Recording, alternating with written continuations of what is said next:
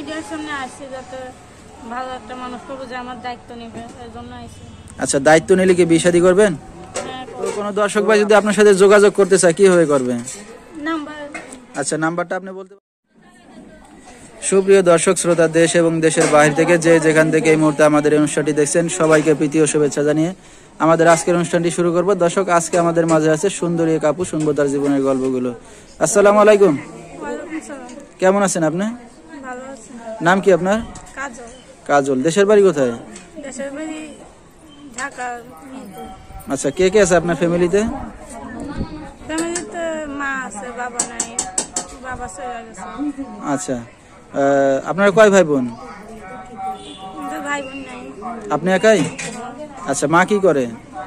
মা কি করে? মা কোনো কিছু করে না, আমি মানুষের বাসায় কাজ করি। আপনি এখন কাজ বাজ করেন?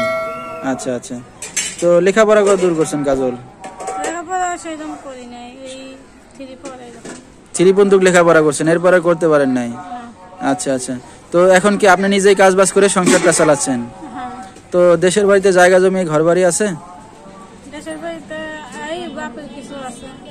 কিছু আছে, মানে মিরপুরই তো থাকেন, দেশের বাড়ি বললেন। আচ্ছা আচ্ছা। তো বিয়ে শাদী হয়েছে আপনার? না। তো এখন মিডিয়ার সামনে আসছেন কি উদ্দেশ্য করে?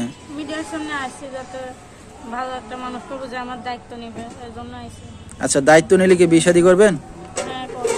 তো আপনার মা আছে, তো আপনার মার দায়িত্ব নেওয়া লাগবে না শুধু আপনার দায়িত্ব নিলেই হবে? আমার দায়িত্ব নিলেই হবে, মার দায়িত্ব কে নেওয়া লাগবে? মার দায়িত্ব কে নেয়? আচ্ছা আচ্ছা। তো কোনো দর্শক ভাই যদি আপনার সাথে যোগাযোগ করতে চায় কিভাবে করবে? নাম্বার। আচ্ছা, নাম্বারটা আপনি বলতে পারবেন না আমি বলে দেবো? আপনি বলেন। ঠিক আছে। তো দর্শক, আমরা শুনতেছিলাম কাজলের জীবনের গল্পগুলা। বাবা নেই, মাকে নিয়ে একাই থাকে। তার এখনো বিয়ে শাদী হয় নাই, চাচ্ছে ভালো একটা মনের মানুষ যে তার শুধু দায়িত্ব নেবে, আর কারো দায়িত্ব নেওয়া লাগবে না। তো এই নাম্বারে যোগাযোগ করলে কাজলকে পেয়ে যাবেন। 01840158710। তো নাম্বারটা আমি আবারও বলেছি দর্শকদের সুবিধার্থে, 01840158710। এই নাম্বারে যোগাযোগ করলে কাজলকে পেয়ে যাবেন। তো কাজল, আমরা অনুষ্ঠানের শেষ পর্যায়ে, আপনার আর কিছু বলার আছে দর্শক ভাইদের উদ্দেশ্য করে? না।